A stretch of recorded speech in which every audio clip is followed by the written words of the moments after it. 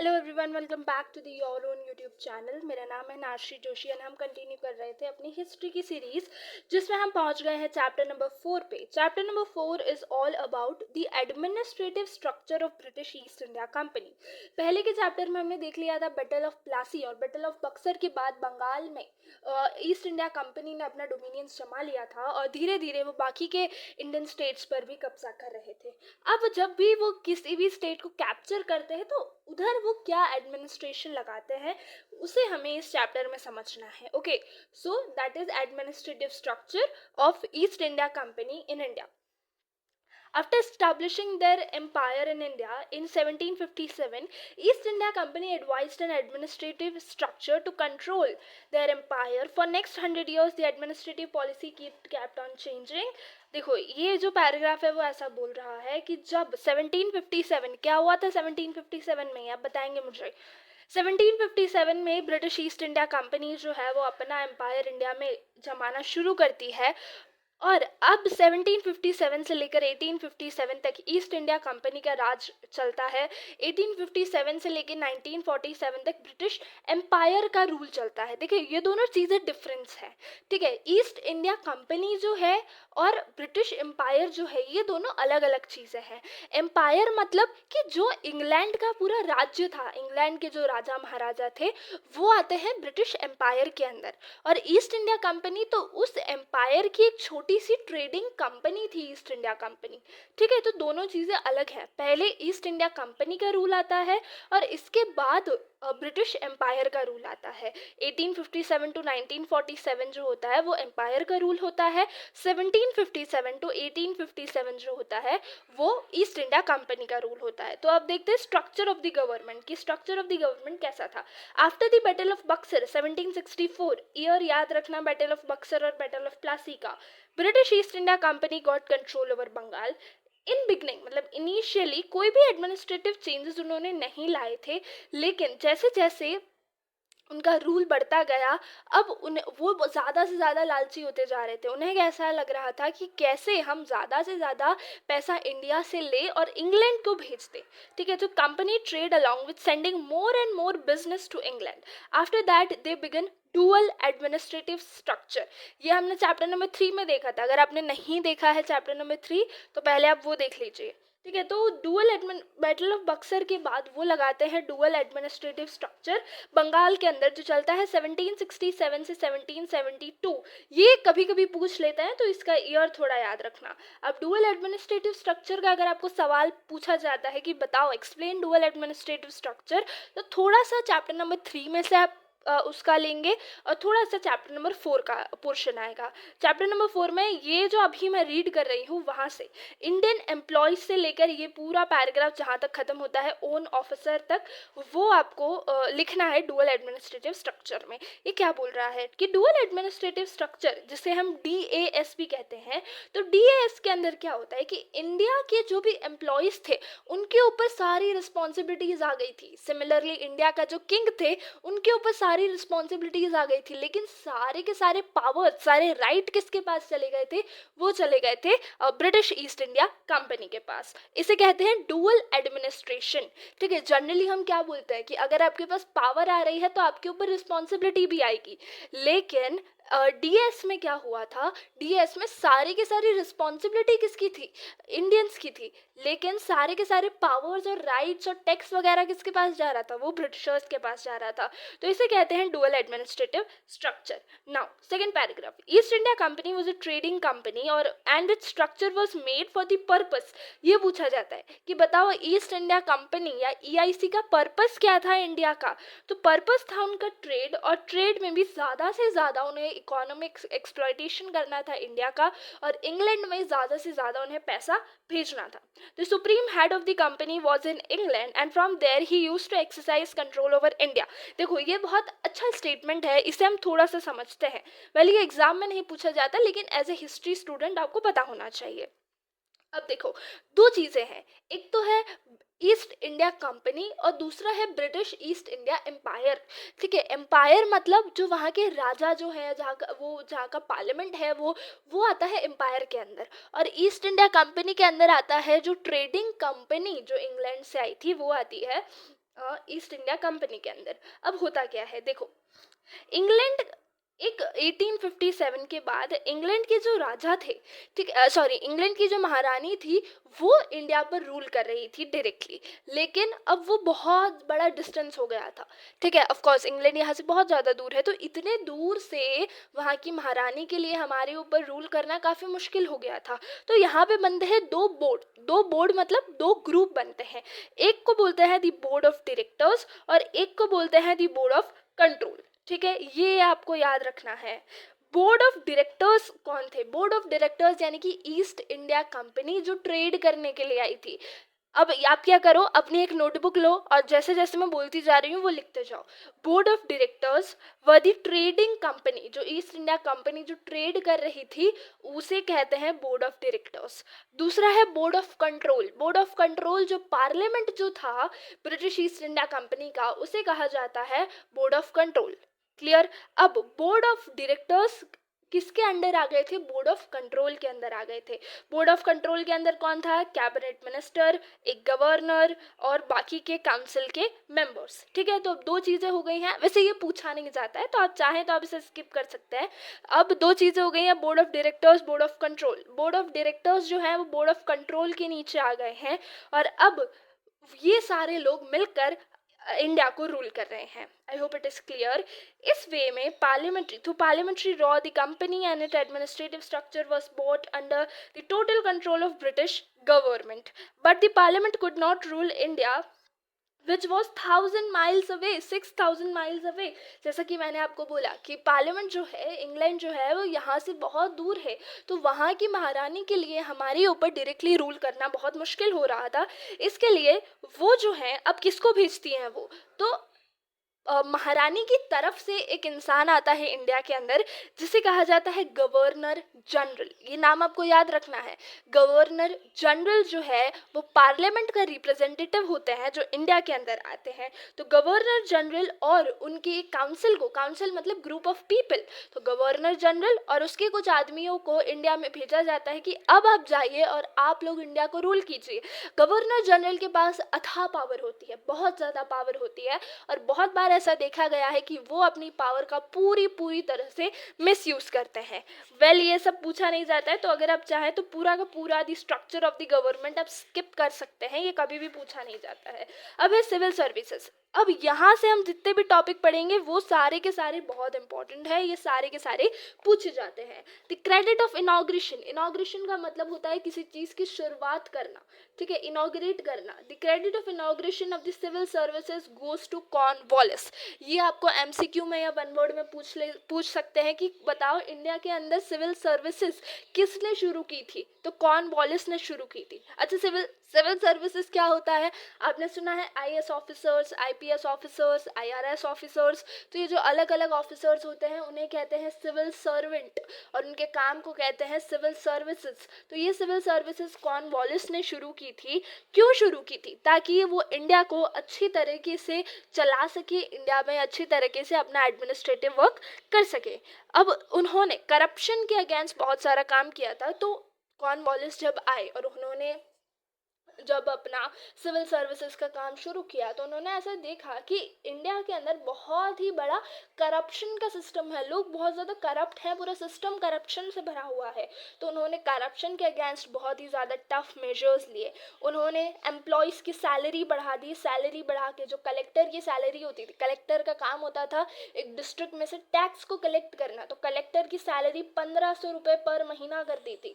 1500 रुपये was a huge amount, ठीक है। आज हमारे लिए बहुत छोटी अमाउंट है लेकिन पहले के टाइम पर it was a huge amount. इसके साथ साथ उन्होंने प्रमोशंस देना शुरू किया था। प्रमोशंस जो है वो सीनियरिटी के बेसिस पे होते थे, ठीक है, कि आप जितने सीनियर हैं आपको उतना ज़्यादा प्रमोशन मिलेगा। Now governor general Wellesley establish fort William college. कहाँ पे फोर्ट विलियम कॉलेज है? तो इंडिया के अंदर कोलकाता के अंदर फोर्ट विलियम कॉलेज जो है वो गवर्नर जनरल वेल्सले ने बनाई थी। ब्रिटिश गवर्नमेंट ने ईस्ट इंडिया कॉलेज बनाई थी हेलबरी इंग्लैंड के अंदर, ताकि वो ब्रिटिश लोगों को अच्छे एडमिनिस्ट्रेटिव स्ट्रक्चर के बारे में बता सकें। अच्छा, जितने भी सिविल सर्वेंट और जितने भी बड़े बड़े ऑफिसर्स जो होते थे वो हमेशा ब्रिटिशर्स ही होते थे। वो कभी भी इंडियंस को अपॉइंट नहीं करते थे on the big positions. Okay, before this the appointment of this civil services was done by the East India Company. ठीक है, अब देखो बोर्ड ऑफ डायरेक्टर्स जो मैंने आपको पहले बताया था, तो पहले सिविल सर्विसेज में कौन आता था, जिन्हें बोर्ड ऑफ डायरेक्टर्स यानी कि जो कंपनी जिन्हें चूज करती थी। लेकिन अब जो है वो एक चार्टर पास हुआ था, दी चार्टर ऑफ 1853, जिसके अकॉर्डिंग अगर आपको सिविल सर्वेंट बनना है तो आपको एक ICS that is Indian civil services का एग्जाम देना होगा। पहले अगर आप बोर्ड ऑफ डायरेक्टर्स में से किसी के भी बहुत अच्छे दोस्त हैं तो शायद आपको सिविल सर्विसेज में पोजीशन मिल जाएगी। लेकिन अभी ऐसा होता है, 1853 के बाद ऐसा होने लगा कि अगर आपको सिविल सर्विसेज में आना है तो आपको एक ICS that is Indian civil services का एग्जाम भी देना होगा। ठीक है, नाउ सिविल सर्विसेज में एक और चीज़ आती है कि कॉर्नवालिस ने क्या किया था, जितने भी कंपनी के लोग जो पहले ट्रेड में लगे हुए थे उन सबको ट्रेड से हटाया और बोला भाई अब ये ट्रेड वेड करना बंद करो और अब आप क्या करोगे, आप एडमिनिस्ट्रेटिव वर्क में आ जाओगे हमारे साथ। ठीक है, अब आपका एज एन ट्रेडिंग कंपनी आपका काम हो गया है, बहुत ले लिया आप।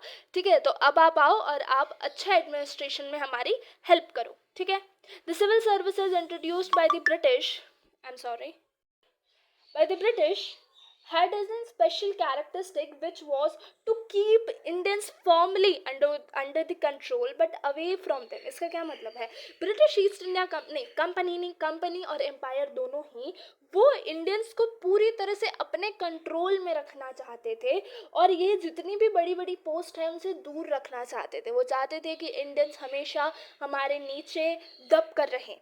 ठीक है, according to this till 1793 all the higher post in civil services, army, police and judiciary वो सिर्फ और सिर्फ ब्रिटिश ऑफिसर्स को ही दी जाती थी, बाकी किसी को नहीं दी जाती थी।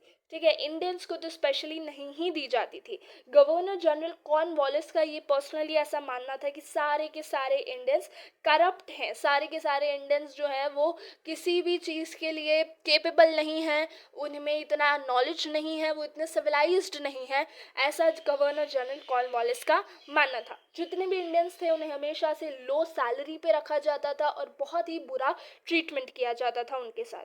Now moving forward to army, British army was the second important pillar. Am I growing so slow?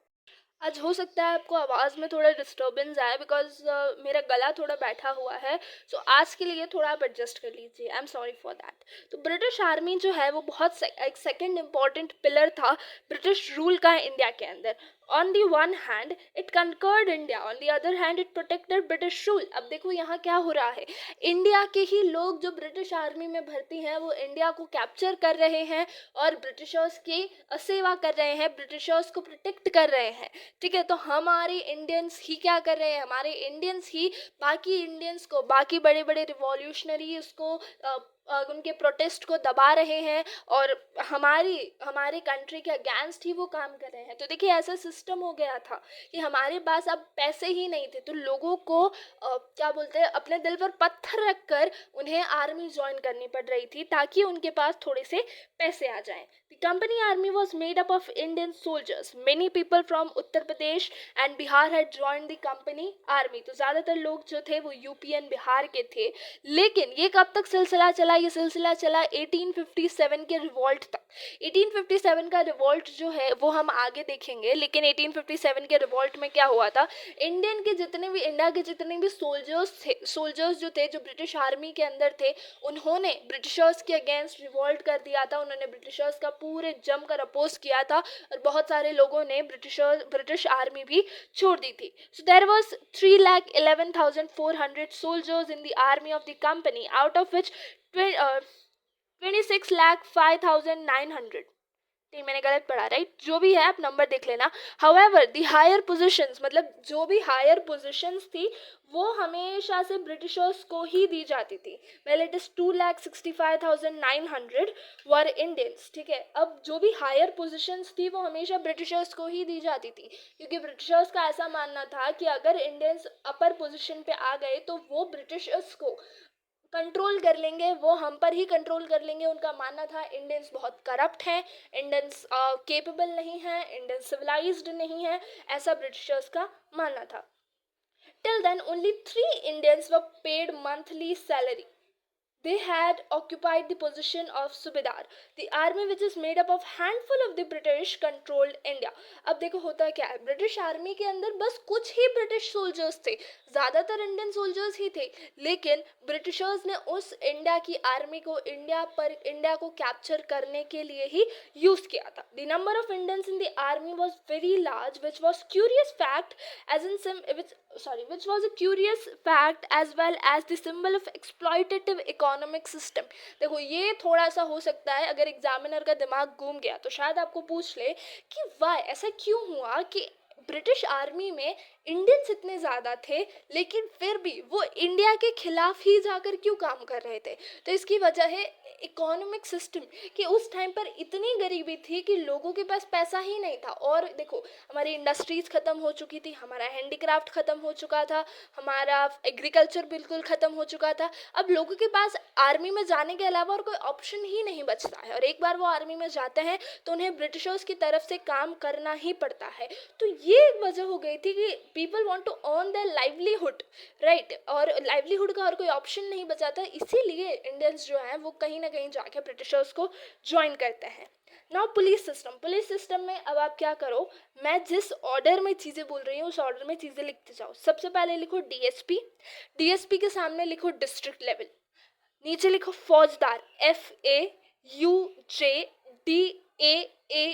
फौजदार, उसके नीचे लिखो चौकीदार, और चौकीदार के सामने लिखो विलेज। ठीक है, पुलिस सिस्टम, पुलिस एक बहुत, अब ये क्या है मैं आपको समझाती हूँ। ठीक है, पुलिस जो है बहुत एक इम्पॉर्टेंट सिस्टम हो जाता है ब्रिटिश ईस्ट इंडिया कंपनी का, और इसकी शुरुआत किसने की थी, गवर्नर जनरल कॉर्नवालिस ने। ये पूछा जाता है, ठीक है, कि बताओ कॉर्नवालिस ने क्या क्या शुरुआत किया। तो आगे हम देखेंगे, आगे और भी बहुत सारी चीज़ें हैं जो गवर्नर जनरल कॉर्नवालिस ने शुरू की थी। बस इस चैप्टर में आपको याद रखना है सिविल सर्विस एंड पुलिस, और जुडिशरी में भी उन्होंने बहुत इंपॉर्टेंट अपना रोल निभाया था। ओके, तो पहले के टाइम गवर्नर जनरल कॉर्नवालिस ने पुलिस सिस्टम की शुरुआत की थी। पहले के टाइम पे क्या होता था कि बड़े बड़े जो जमींदार हैं वो प्रोटेक्शन का काम करते थे। ऐसा होता है कि अगर कोई बहुत गरीब इंसान है तो वो जमींदार के पास जाएगा, जमींदार उसे काम देगा, थोड़ा सा उसे थोड़ा पैसा देगा, और उसे थोड़ी सी प्रोटेक्शन देगा कि अगर तुम्हें कोई भी दिक्कत होती है तो तुम मेरे पास आ जाना, मैं तुम्हें प्रोटेक्ट करूँगा। और इसके बदले में जो पुअर पर्सन है या जो पुअर फार्मर है उसे जमींदार के घर पर काम करना होता था, उसकी खेती बाड़ी में काम करना होता था।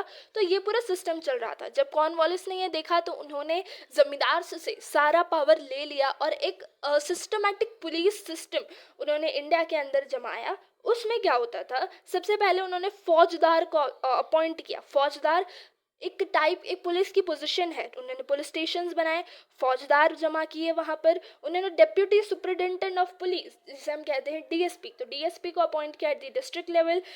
डीएसपी जो होते हैं वो हाईएस्ट पुलिस ऑफिसर और द डिस्ट्रिक्ट लेवल होते हैं। इसके बाद उन्होंने चौकीदार्स को रखा, चौकीदार विलेज लेवल पे थे।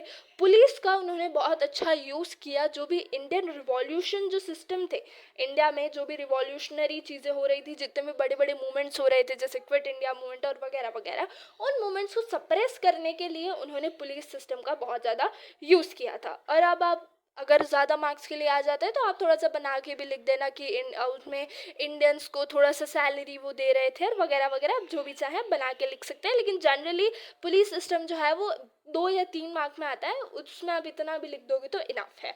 अब है ऑर्गेनाइजेशन ऑफ द जुडिशरी। देखो मैं आपको बुक का समझा रही हूँ, लेकिन एक बार आप है ना डाइजेस्ट रेफर कर लेना। अगर किसी के पास डाइजेस्ट या तो गाइड, आप जो भी बोलते हैं, अगर आपके पास गाइड नहीं है तो मैंने डिस्क्रिप्शन में नीचे, आप वीडियो के नीचे जाओगे तो आपको चैप्टर नंबर 1 to 4 के सारे सॉल्यूशंस मिल जाएंगे। ठीक है, अगर आपको और भी ऐसे बाकी चैप्टर के भी सॉल्यूशन चाहिए सो लेट मी नो। तो चैप्टर नंबर 4 का सॉल्यूशन आपको मिल जाएगा, तो एक बार उसे चेकआउट कर लेना। ठीक है, now British initiated the judiciary system by having criminal and civil code. तो पहले दो टाइप के कोड होते थे, फर्स्ट वॉज क्रिमिनल कोड, दूसरा होता था सिविल कोड, ठीक है। इट वॉज बिगिन बाय, किसने शुरू किया था, by Warren Hasting through the regulation act of 1773। It is an important question. ऐसा पूछा जाता है कि बताओ रेगुलेशन एक्ट ऑफ 1773 में क्या हुआ था, तो आपको लिखना है कि वॉरेन हेस्टिंग ने civil and criminal code India में एस्टैब्लिश किए थे। कॉर्नवालिस ने 1793 एडी में बहुत उसमें इंपॉर्टेंट चेंजेस लाए थे। उन्होंने क्या किया था, सिविल कोर्ट कहाँ पर थे, डिस्ट्रिक्ट लेवल पे थे, और उसमें कौन होता था, डिस्ट्रिक्ट जज होते थे। उन्होंने कलेक्टर और जज के रैंक को डिफरेंट डिफरेंट किया था। अपार्ट फ्रॉम दिस उन्होंने क्या किया था, चार प्रोविजनल कोड। प्रोविजनल कोड का मतलब होता है जो लोकल लेवल के कोड होता है। एक तो हो गया सिविल कोड, क्रिमिनल कोड, और एक हो गया local level code. Civil high court were establish over the district court and registrar court under the district court. मतलब चार कोर्ट्स हैं, देखो, सिविल हाई कोर्ट हो गया, डिस्ट्रिक्ट कोर्ट हो गया, रजिस्ट्रार कोर्ट हो गया, एंड नहीं, तीन ही है, sorry, civil high court, district court and registrar court. अब देखो क्या है, सिविल हाई कोर्ट सबसे ऊपर है, इसके बाद है डिस्ट्रिक्ट कोर्ट, और इसके बाद है registrar court. Lower courts, registrar court के नीचे कौन आता है, लोअर कोर्ट्स, ठीक है। डिस्ट्रिक्ट कोर्ट के बाद आते हैं लोअर कोर्ट्स। लोअर कोर्ट्स होते हैं तालुका लेवल पे, ठीक है। लोअर कोर्ट्स होते हैं तालुका लेवल पे जो रजिस्ट्रार कोर्ट के नीचे आते हैं। अब इंडियन जजेस को वो लेते थे इन लोअर कोर्ट्स में, ठीक है। इंडियंस को, जैसे मैंने आपको बोला, कभी भी हायर पोजीशन नहीं दी जाती थी, तो इंडियंस को रखा जाता था इन लोअर कोर्ट पे, जिन्हें कहा जाता है मुंसिफ या तो आमिन। नाउ कॉर्नवालिस ने क्या क्या किया, देखो, civil and criminal code Warren Hasting ने किया, ठीक है। तो अगर आपको पूछा जाता है कि 1773 के रेगुलेशन एक्ट में क्या हुआ, तो आपको ये वाला लिखना है, मुंसिफ एंड आमिन तक आपको लिखना है, ठीक है। अब और ऐसा पूछा जाता है भी कॉर्नवालिस ने क्या जुडिशरी में किया, तो अब जो मैं आगे बता रही हूँ वो आपको उसमें लिखना है। So Cornwallis divided Bengal into 4 part for the trial of an criminal cases which were known as local court या तो प्रोविजनल कोर्ट। प्रोविजनल कोर्ट मैंने आपको बताया जो लोकल लेवल्स पे होते हैं। तो कॉर्नवालिस ने, अब बंगाल बहुत बड़ा था, तो बंगाल को उन्होंने 4 पार्ट में डिवाइड किया और उसे कहा जाता था लोकल कोर्ट, और इंडियंस इस लोकल कोर्ट में अपॉइंट किए जाते थे। कॉर्नवालिस ने मुस्लिम लॉज में बहुत ज़्यादा चेंजेस किए और उन्होंने उसकी जगह इंग्लिश लॉज को एस्टैब्लिश किया। तो ये हो गया कॉर्नवालिस का काम। अब देखते हैं विलियम बेंटिक ने क्या किया था।